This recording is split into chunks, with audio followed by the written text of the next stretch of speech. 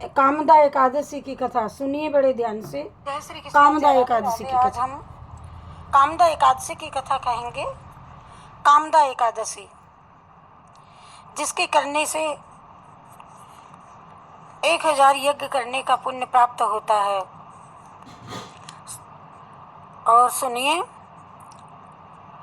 युधिष्ठिर ने पूछा कि वासुदेव आपको नमस्कार है। नमस्कार है, कृपया आप यह बताइए कि चैत्र शुक्ल पक्ष में किस नाम की एकादशी होती है। भगवान श्री कृष्ण बोले कि राजन, एकाग्रचित होकर के ये पुरातन कथा सुनो, जिसे वशिष्ठ जी ने राजा दिलीप के पूछने पर कहा था, संकल्प सेवा वीरा भारती। वशिष्ठ जी बोले कि राजन, चैत्र शुक्ल पक्ष में कामदा नाम की एकादशी होती है और वह परम पुण्यमय पाप रूपी ईंधन के लिए तो वह दावा नल ही है। प्राचीन काल की बात है कि नागपुर नाम का एक सुंदर नगर था, जहां सोने के महल बने हुए थे। उस नगर में पुंडरीक आदि महाभयंकर नाग निवास करते थे। पुंडरीक नाम का नाग उन दिनों वहां राज्य करता था और गंधर्व किन्नर अप्सराएं भी उस नगरी का सेवन करती थी। वहां एक श्रेष्ठ अप्सरा थी जिसका नाम था ललिता। उसके साथ ललित नाम वाला गंधर्व भी रहा करता था। वे दोनों पति पत्नी के रूप में रहते थे। दोनों ही परस्पर काम से पीड़ित रहा करते थे। ललिता के हृदय में सदा पति की ही मूर्ति बसी रहती थी और ललित के हृदय में सुंदरी ललिता का नित्य निवास था। तो एक दिन की बात है कि नागराज पुंडरीक राजसभा में बैठकर मनोरंजन कर रहा था। उस समय ललित का गान हो रहा था, किंतु उसके साथ उसकी प्यारी ललिता नहीं थी और गाते गाते उसे ललिता का स्मरण हो आया। अतः उसके पैरों की गति रुक गई और जीभ उसकी गाते गाते लड़खड़ाने लगी। नागों में श्रेष्ठ कर्कोटक को ललित के मन का संताप ज्ञात हो गया। अतः उसने राजा पुंडरीक को उसके पैरों की गति रुकने और गान में त्रुटि होने की बात बता दी। कर्कोटक की बात सुनकर के नागराज पुंडरीक की आंखें क्रोध से लाल हो गई। संकलन सेवा वीरा भारती, उसने गाते गाते हुए कामातुर ललित को श्राप दिया, दुर्बुद्धे, तू मेरे सामने गान करते समय भी पत्नी के वशीभूत हो गया है, इसीलिए तू राक्षस हो जा। और महाराज पुंडरीक के इतना कहते ही वह गंधर्व राक्षस हो गया। भयंकर मुख, विकराल आंखें और देखने मात्र से वह उपजाने वाला रूप, ऐसा राक्षस होकर के वह कर्म का फल भोगने लगा।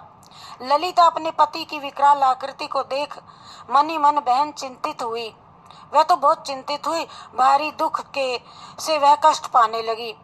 सोचने लगी, मैं क्या करूं, कहाँ जाऊं, मेरे पति पाप से कष्ट पा रहे हैं।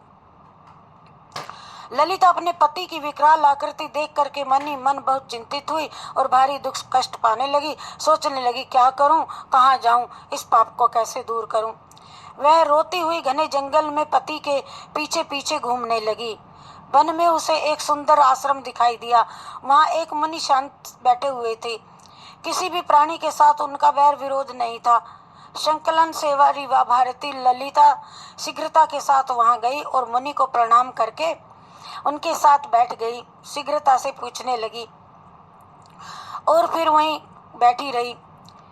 मुनि तो बड़े दयालु थे। उस दुखिनी को देख करके वे इस प्रकार बोले, सुबह, तुम कौन हो, कहाँ से आई हो, मेरे सामने सच सच बताओ। ललिता ने कहा, मां मुने, वीर धनवा नाम वाले एक गंधर्व हैं। मैं उन्हीं की महात्मा की पुत्री हूँ और वह उनके अब वो किसी पाप से राक्षस हो गए हैं। मेरा नाम ललिता है। मेरे स्वामी अपने पाप दोष के कारण राक्षस हो गए हैं। उनकी ये अवस्था देख करके मुझे चैन नहीं मिलता। ब्राह्मण, इस समय मेरा तो कर्तव्य हो वही बतलाइए, जो मेरा कर्तव्य हो। विप्रवर, जिस पुण्य के द्वारा मेरे पति राक्षस भाव से छुटकारा पा जावें, वही उपदेश आप मुझको कीजिए। तो ऋषि बोले, भद्रे, इस समय चैत्र मास की शुक्ल पक्षा की एकादशी, कामदा एकादशी तिथि है, आ रही है, जो सब पापों को हरने वाली है और वह सब व्रतों में उत्तम है। तुम उसी का विधि पूर्वक व्रत कर लो और इस व्रत का जो पुण्य हो उसे अपने स्वामी को दे डालो। पुण्य देने पर क्षण भर में ही उसके सारे पाप दोष दूर हो जाएंगे। राजन, मुनि का यह वचन सुनकर के ललिता को बड़ा हर्ष हुआ।